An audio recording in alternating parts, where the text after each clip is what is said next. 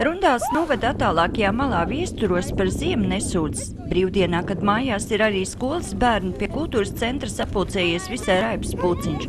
Mazākie sasēdināti ragavās, bet māsas un mammas pie stumšanas un vilkšanas. Skaisti, ideāli. Bērniem prieks par daudz sniega un pašiem arī ir pieaugušie veidotās sniega skulptūras. Patīk. Ziema ir kaut kas foršs. Kad visi kārtīgi iesildījušies, var ķerties pie nākamās izpriedzes sniega tēlu veidošanas. Mums viss kaut kādas domas bija mājās, idejas, un tad taisīsim laikam mikīpeli.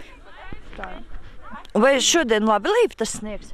Tur jau tā lieta ne it kā līp, bet nevar tā pavelt viņu tā kārtīgi. Tāpēc pašiem jālipina kaut kā. Es vairs nevaru pavelt.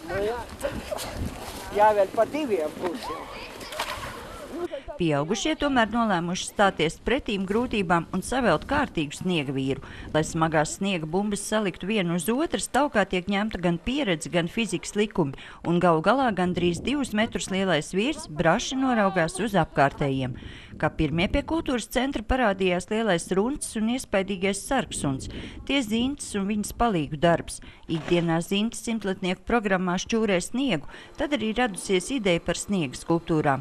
Arī šodien milzīga sniega kaudze pārtop par skaistu ģimenīti. Kad bērni vēl mazi man bija, tad es viņiem vienmēr tā taisīju un darīju mājās.